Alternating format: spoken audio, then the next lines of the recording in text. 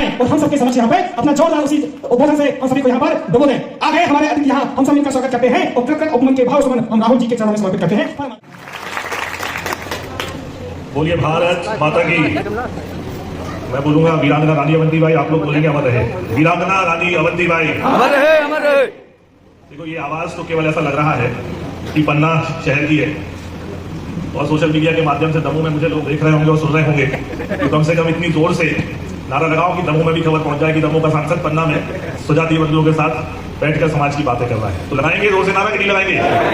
वीरांगना रानी अवंतीबाई, वीरांगना रानी अवंतीबाई। आज वीरांगना रानी अवंतीबाई जी की 194वीं जन्मोत्सव के इस कार्यक्रम में हम सबके बीच में विराजमान है आदरणीय जी कुसुम सिंह मेहंदेले जी। और अभी यहाँ से कुछ लोग बोल रहे थे कि दीदी पन्ना का हीरा है, तो किसी ने कहा कि दीदी बुंदेलखंड का हीरा है, पर मैं तो ये कहता हूँ कि ना दीदी पन्ना का हीरा है ना बुंदेलखंड का, दीदी पूरे भारत का हीरा है और वो इस मंच को बयान कर रहे हैं। और आज मेरे लिए, मेरे सौभाग्य के लिए और बड़ी प्रसन्नता का विषय है और मेरा मन आनंदित है जब मैंने अध्यक्ष जी से, चंद्रशेखर लोधी जी से मेरी बात हुई और हमारे फौजी जो यहाँ बैठे उनसे बात हुई, तो मैंने कहा मैं पन्ना तो आ जा रहा हूँ, पर मुझे ये बताओ कि दीदी के साथ मंच में बैठने का अवसर मिलेगा कि नहीं मिलेगा? बोले बिल्कुल भैया मिलेगा। मैंने कहा मैं तो आ रहा हूँ, पर ये तय कर लेना कि जिज्जी भी आ जाए, क्योंकि जब हम अपने बचपन से जवानी की ओर जब बढ़ते हैं, चाहे हम विद्यालय में हो चाहे हम कॉलेज में हो, और सामाजिक जीवन में हम जिन प्रतिनिधियों को देख के बड़े होते हैं, जिनके विचार हम सुन के बड़े होते हैं, जिनके आदर्श हम देख के बड़े होते हैं, और ऐसे जनप्रतिनिधि के साथ यदि हमको मंच साझा करने मिल जाए तो उस लड़के के लिए, उस व्यक्ति के लिए कितने सौभाग्य की बात है। आज मैं अपने आप को सौभाग्यशाली मानता हूँ कि लंबे समय के दीदी प्रभारी मंत्री भी रही, सामाजिक कार्यक्रमों में दीदी का आना हुआ दमोह में, उनके विचार, उनके आदर्श सब सुंदर है। हमारे बड़े वाले बहनोई साहब हैं, जो एडिशनल एसपी हैं देवेंद्र राजपूत जी, उनका और दीदी से बहुत पारिवारिक संबंध था, तो समय समय पर दीदी से भेंट मुलाकात, उनके विचार मिलते रहे। लेकिन आज का दिन निश्चित ही मेरे जीवन में बड़ा गौरवशाली दिन है। मैं आप सबसे आग्रह करूंगा कि एक बार जोरदार ताली बजा के, हमारी बहन रामसिया भारती है, ओजस्वी वक्ता है, पर आज ये भी बड़ा सुखद अनुभव है कि बहन हमारी कांग्रेस पार्टी से, हम भाजपा से, लेकिन आज पहली बार संयोग बना, पहली बार ये सुखद संयोग बना कि बहन के साथ हमको मंच साझा करने का मौका मिल गया, क्योंकि हम बड़ा मलेना चाहते तो विचारधारा अलग है, तो ऐसे कभी मौका नहीं मिला। तो उसके लिए भी मैं यहाँ के स्वजाति बंधुओं को धन्यवाद साधुवाद देता हूँ कि समाज की जो धार है, जो धारा वो ऐसी कि वहां पे सभी जाति के और सभी दल के लोग एक मंच पे आके बैठ जाते हैं। तो इस अवसर को मुझे प्रदान करने के लिए उसके लिए भी मैं आपको धन्यवाद देता हूँ। संध्या जी जो जिला पंचायत की सदस्य, हमारे ध्रुव भाई, हमारे गिरधारी लोधी जी बड़े स्नेह प्रिय हैं, हमारे अजय, हमारे यहाँ सभी पूर्व फौजी बैठे हुए हैं, और हमारे परम मित्र हैं आदरणीय प्रहलाद जी जो आपके पवई से विधायक है। शायद उनकी तबीयत खराब होगी, अभी मैं जब जाऊंगा वापस तो उनसे मिलते जाऊंगा।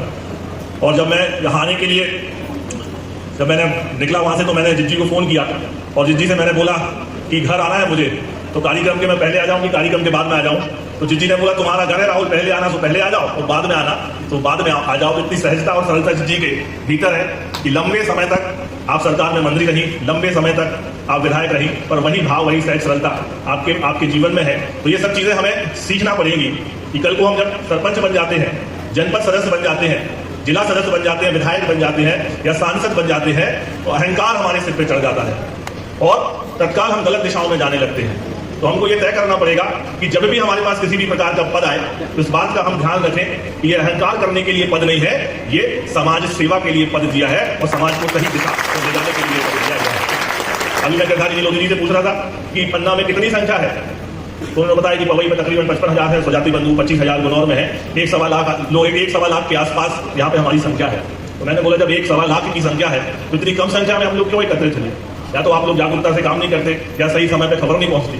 मैंने कहा अगले वर्ष इस कार्यक्रम को ग्राम स्तर पे ले जाना है और वीरांगना रानी अवंतीबाई की चाहे वो जन्म जयंती हो, चाहे उनका बलिदान दिवस हो, इसको हर ग्राम पे हमको लेके जाना, वहां करना है। और हमको ये तय करना है कि साल में 2 बार, एक 16 तारीख को और एक 20 मार्च को 2 बार, चाहे पानी गिरे, चाहे आग गिरे, चाहे खेती का काम लगा हो, चाहे बोनी का काम रखा हो, चाहे मकान बना हो, ये 2 दिन हमको अपने जीवन में गांठ बांध के रखना है। यदि हम सच्चे लोधी हैं तो हमको 2 तारीखें याद रखनी है। एक कौन सी तारीख? एक 16 तारीख और एक इस दुनिया के किसी कोने में भी हो, लेकिन इन 2 तारीख को हम पन्ना में इकट्ठे होंगे, हजारों की संख्या में भव्य और दिव्य रैली निकालेंगे, शोभा यात्रा निकालेंगे और एक बड़ा मंचीय कार्यक्रम करेंगे। तो मुझे इस बात के लिए बताओ कि सब लोग तैयार हो इसके लिए कि नहीं तैयार हो? तो अगली आने वाली 20 मार्च को संख्या जुड़ेगी कि नहीं जुड़ेगी? यहाँ पे जुड़ेगी।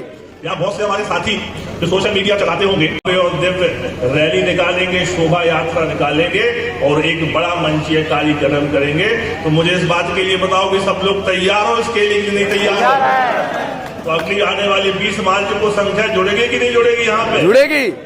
यहाँ बहुत से हमारे साथी जो सोशल मीडिया चलाते होंगे, कल दमोह में बहुत बड़ा कार्यक्रम था जिसमें 15,000 से भी अधिक स्वजाति बंधु एकत्रित हुए वहां पे।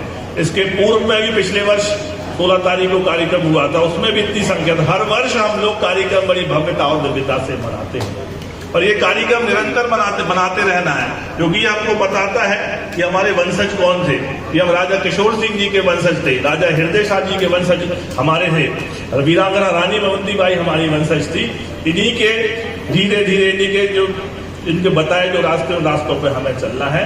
और जब हम अपने वीरांगनाओं की, महापुरुषों की जन्म जयंती और बलिदान दिवस मनाते तो हमको बताते कि कैसे उन्होंने उस समय संघर्ष किया होगा। आज हमें किसी से तलवार से लड़ने की जरूरत नहीं है, आज हमें बंदूक चलाने की जरूरत नहीं है, क्योंकि आज अंग्रेज नहीं है और आज हम अंग्रेजों से लड़ाई जीत चुके हैं आज से 75 वर्ष 70 वर्ष पहले। लेकिन यदि आज हमें लड़ने की जरूरत है, यदि आज हमें कुछ करने की जरूरत है, तो वो कलम के माध्यम से पढ़ाई करने की जरूरत है। क्योंकि यदि हम पढ़ जाएंगे और शिक्षित हो जाएंगे, तो जिस प्रकार अभी ये बेटी हमारी बैठी और कुछ देर पहले बच्चा एसडीएम यहाँ बना बैठा हुआ था, तो ठीक इसी प्रकार आपको सम्मान मिलेगा। क्योंकि जो आज की तारीख में जो पढ़ा है, पढ़ के जो कुछ बना है, उसी को सम्मान मिला है। क्योंकि ये बच्चे जब पढ़ जाएंगे तो निश्चित ही समाज को ये कुछ देने का काम करेंगे। आदरणीय अध्यक्ष महोदय, मेरा आपसे एक आग्रह और है कि हम लोग दमोह में ये तय करते हैं, यहाँ पे अभी बहुत सारे लोग मुझसे मंच में मिलने आए। किसी ने बताया कि मैं रिटायर्ड अधिकारी हूँ, किसी ने बताया शिक्षक हूँ, किसी ने बताया कि मैं पुलिस में था, किसी ने बताया कि मैं आरटीओ में था। ऐसे सबने अपना अपना बताया। तो ये जो हम जो शोभा यात्रा निकालते हैं, ये जो हम कार्यक्रम करते हैं, ये अच्छी बात है, ये हमें करना चाहिए। लेकिन हमें ये तय करना चाहिए कि आसपास के जिले में महोबा हो गया, आपका छतरपुर हो गया, दमोह हो गया, यहाँ पे ऐसे कितने लोग हैं जो बड़ी बड़ी पोस्टों पे बैठे हुए हैं। कोई एसडीएम बन गया होगा जिनने 5 से 10 वर्ष की अवधि में अपनी नौकरी पूरी कर ली है, कोई तहसीलदार बन गया हो गया, कोई एडिशनल एसपी बन गया हो गया। आप थोड़ा सा पन्ना से बाहर निकलेंगे तो आपको पता चलेगा। और मैं तो बोलता हूं कि जिज्जी से भी आप पूछेंगे तो ऐसे बहुत से अधिकारी हैं जो पूरे बुंदेलखंड में अपने अलग अलग जगहों पे और भोपाल में नौकरियां कर रहे हैं। हम उन लोगों को यहाँ बुलाएं और इसको 3-4 प्रकार से भागित कर दें कि सुबह 10 से लेके 12 बजे तक जितने हमें अधिकारी, 4-5 अधिकारी यहाँ आ जाए और उन बच्चों को जो हमारे 10वीं और 12वीं के बच्चे हैं पन्ना के, उनके साथ बैठ के सेमिनार कराएं कि आपको चिंता नहीं करना है कि 10वीं के बाद आपको कौन सा विषय लेना है, आप ऐसा विषय लीजिए। 12वीं के बाद यदि आपको दिल्ली पढ़ने जाना है, यदि जबलपुर पढ़ने जाना है, यदि भोपाल पढ़ने जाना है, तो वो बताएंगे कि उस समय जब मैं पन्ना में रहता था या दमोह में रहता था तो मैं कैसे जबलपुर गया, वहाँ किस हॉस्टल में रहा, कहाँ पढ़ा, कौन सी किताब पढ़ी, और उसके बाद मैं आज एसडीएम तहसीलदार बन के रहा हूँ। तो इस कार्यक्रम के साथ हमको अपने युवाओं को दिशा देने का भी काम करना है। तो मुझे लगता है कि इस क्षेत्र में भी ये समाज हमारी काम करेगी, क्योंकि युवा ही है जो पढ़ लिख जाएगा और शिक्षित होकर वो समाज की दिशा और दशा बदलने का काम करेगा। क्योंकि हम सभी लोग ग्रामीण अंचल से आते हैं और सभी लोग खेती से जुड़े हुए हैं, व्यवसाय से बहुत कम लोग जुड़े हुए हैं। तो व्यवसाय की तरफ भी हमको बढ़ना है। खेती को तो करते ही रहना, पर खेती के अलावा भी हमको व्यवसाय करना है, क्योंकि जब तक आर्थिक रूप से हम समृद्ध नहीं होंगे, जब तक विकास नहीं होगा।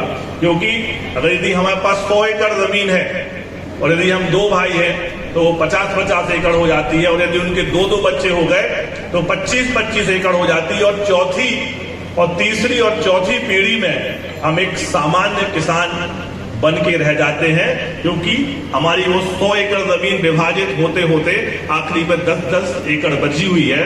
तो इसके लिए भी हमको ये तय करना है कि हम अपने बच्चों को पढ़ाएं, जो नौकरी में निकल सकते हैं वो नौकरी में निकल जाए, जो खेल में जा सकते हैं। आज आप देखते हैं कि कितने अच्छे प्रकार के खेल हो रहे हैं, ओलंपिक्स हो रहे हैं, कितने बच्चे नए नए खेल खेलकर अपना नाम कमा रहे हैं और खेल से भी अपना व्यवसाय बना के वो पैसे कमाने का काम कर रहे हैं। तो जिस क्षेत्र में मन हो काम करने का, हमको उनको बच्चों को उस क्षेत्र में वहां आगे बढ़ाना है। क्योंकि जब तक आप शिक्षित नहीं होगे समाज की उन्नति नहीं हो पाएगी। तो मेरा आप सबसे आग्रह है कि नशा मुक्ति की ओर, अभी ध्रुव भाई बोल रहे थे कि नशा मुक्ति की ओर ले जाना है, तो इस पर भी हमें चिंतन करनी है कि कितने लोग हमारे, कितने युवा, कितने बड़े लोग नशे में लिप्त है, उनको भी समझाना है, वहां से भी वापसी करानी है। क्योंकि जीवन में यदि हमें सफल होना है तो हमें व्यवसाय बेहतर तरीके से करने पड़ेंगे, खेती हमें उन्नत प्रकार की खेती करनी पड़ेगी, तभी रास्ता निकल पाएगा। क्योंकि ये राजनीतिक मंच नहीं है, लेकिन आप सब स्वजाति बंधुओं हो, मैं आपसे केवल यही कहूंगा कि जीवन में कितनी विषम परिस्थिति आ जाए, कितनी समस्या आ जाए, हमको उधार लेना पड़े तो हम किसी से उधार ले लें, लेकिन मेरा आपसे आग्रह है कि हमें खेती की जमीन बेचनी नहीं है। क्योंकि आने वाले 10 वर्षों में बुंदेलखंड की तस्वीर बदलने वाली है।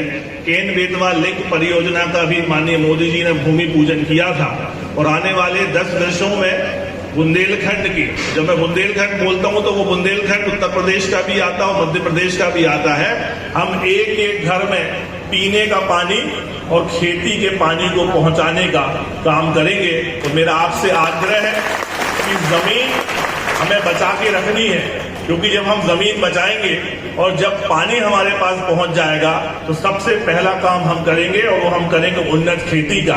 और जब हम खेती उन्नत करेंगे तो हम अभी 2 फसल लेते हैं, हम 3 फसल लेंगे, और जब 3 फसल आएंगी तो हमारे पास आर्थिक रूप से आर्थिक समृद्धि आएगी, और जब आर्थिक समृद्धि आएगी तो हम अपने बच्चों को पढ़ाने का काम करेंगे। और जब हमारे बच्चे पढ़ेंगे तो ठीक इस बिटिया के समान हमारे साथ मंच पे वो बैठेंगे। तो लक्ष्य को लेकर करना है। साथियों, मैं फिर आग्रह आपसे करता हूं कि खेती की जमीन हमें, देखो आवाज नहीं आ रही आपकी, खेती की जमीन हमें नहीं बेचना, खेती की जमीन हमें नहीं बेचना। हम इस बात का आज यहाँ से संकल्प लेके जाएंगे। आदरणीय अध्यक्ष जी मुझसे कह रहे थे, चंद्रशेखर जी, की भाई साहब आपका बहुत बहुत धन्यवाद। और जो आप आ गए, मैंने कहा चंद्रशेखर जी, जब हम बड़े पदों पे आते थे तो हमारा दायित्व रहता है कि जहां हमारे समाज के लोग बहुसंख्या में जहां हमारे समाज के लोग हैं, हम वहां जाए।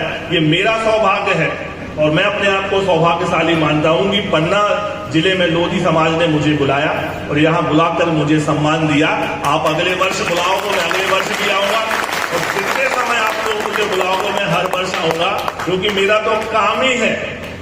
और मैं तो हमेशा इस बात को गर्व से कहता हूं कि मैंने अपने जब मां की कोख से जन्म लिया और जब मैंने होश संभाला तो मुझे पता चला कि मैं मेहंदेले परिवार लोधी कुल में जन्मा हूं। इसलिए मुझे पहले ये देखना है कि मेरे उत्थान के पहले लोधी समाज का उत्थान हो जाए। और राजनीति में सर्व समाज को लेके चलना पड़ता है, पर आप जिस जाति से आते हो, जिस वर्ग से आते हो, उसका सामाजिक, आर्थिक, राजनीतिक उत्थान करना आपकी भी नैतिक जिम्मेदारी में बनती है।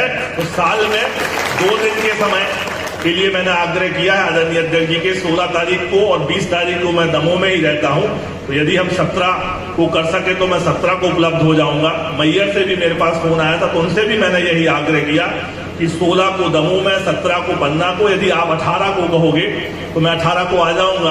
क्योंकि मेरा मानना यह है कि समाज के जब कार्यक्रम में जाओ तो एक दिन में एक ही कार्यक्रम में जाओ, क्योंकि जाओ और फूके आओ वापस चले आओ तो अच्छा नहीं लगता। सबसे मिल लो, सबसे बात कर लो, सबके विचार जान लो, सबसे परिचय हो जाए, उनको भी लगता है कि भैया ये